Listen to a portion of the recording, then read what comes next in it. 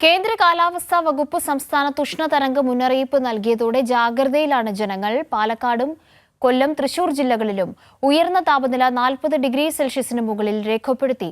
ജനങ്ങൾ ജാഗ്രത പുലർത്തണമെന്ന് ആരോഗ്യവകുപ്പും ദുരന്ത നിവാരണ അതോറിറ്റിയും മുന്നറിയിപ്പ് നൽകി. തുടർച്ചയായ ദിവസങ്ങളിൽ അതിതീവ്ര ചൂട് രേഖപ്പെടുത്തിയതിന്റെയും താപനില ഇനിയും ഉയരുമെന്ന പ്രവചനത്തിന്റെയും അടിസ്ഥാനത്തിലാണ് പാലക്കാട് ജില്ലയിൽ കേന്ദ്ര കാലാവസ്ഥാ വകുപ്പ് ഉഷ്ണതരംഗം പ്രഖ്യാപിച്ചത്. കൊല്ലം, തൃശൂർ ജില്ലകളിൽ ഇന്നും 40 ഡിഗ്രി സെൽഷ്യസിന് മുകളിലാണ് ഉയർന്ന താപനില. ഇത് തുടർന്നാൽ ഇവിടങ്ങളിലും കേന്ദ്ര കാലാവസ്ഥാ വകുപ്പ് ഉഷ്ണതരംഗം പ്രഖ്യാപിക്കും. പാലക്കാട് ജില്ലയിൽ 41 ഡിഗ്രി സെൽഷ്യസാണ് ഇന്നത്തെ ഉയർന്ന താപനില. കോഴിക്കോട്, കണ്ണൂർ ജില്ലകളിൽ 38 ഡിഗ്രി സെൽഷ്യസും പത്തനംതിട്ട, ആലപ്പുഴ, കോട്ടയം, മലപ്പുറം, കാസർഗോഡ് ജില്ലകളിൽ 37 ഡിഗ്രി സെൽഷ്യസും തിരുവനന്തപുരത്ത് 36 ഡിഗ്രി സെൽഷ്യസും ഇടുക്കി, വയനാട് ജില്ലകളിൽ 34 ഡിഗ്രി സെൽഷ്യസുമാണ് ഇന്നത്തെ താപനില.